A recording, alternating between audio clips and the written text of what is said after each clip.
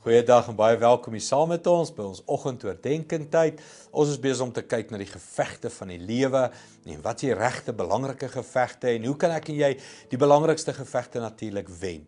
Ons kyk na die lewe van Samson. 'n man wat baie gevegte geveg het, maar nie altyd die regte nie.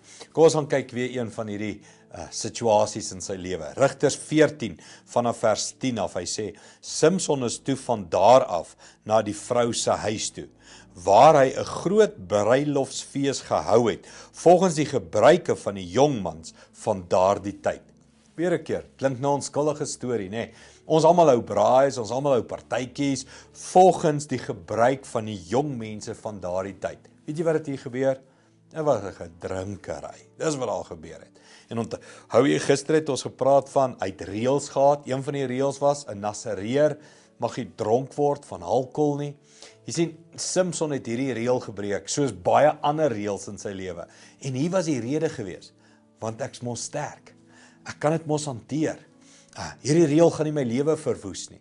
Ek wonder hoeveel keer was ek en jy al daar. Ons weet iets is verkeerd, maar dan dink ons, ek is anders as ander mense. Ek gaan sterker wees. Hierdie ding gaan my nie vat soos wat hy vir Jan of Piet of Koos gevat het nie. En dan die waarheid van die storie is net 'n kwessie van tyd. Ja, jy dalk daai een oorwin, maar jy het in jou karakter gefaal en jy het 'n kraak in jou fondasie gebring en die hele huis begin te wankel.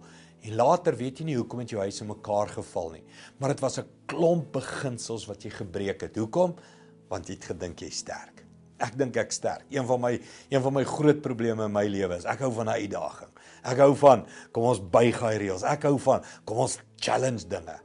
Dis deel van swakheid in my lewe ook, waar karakter gebreek word.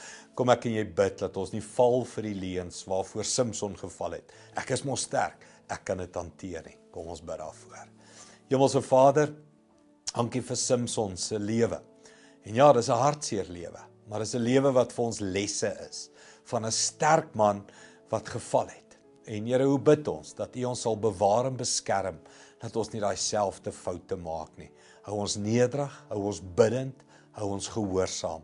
Is ons gebed vandag in Jesus naam. Amen. Goed gaan, sien jou weer.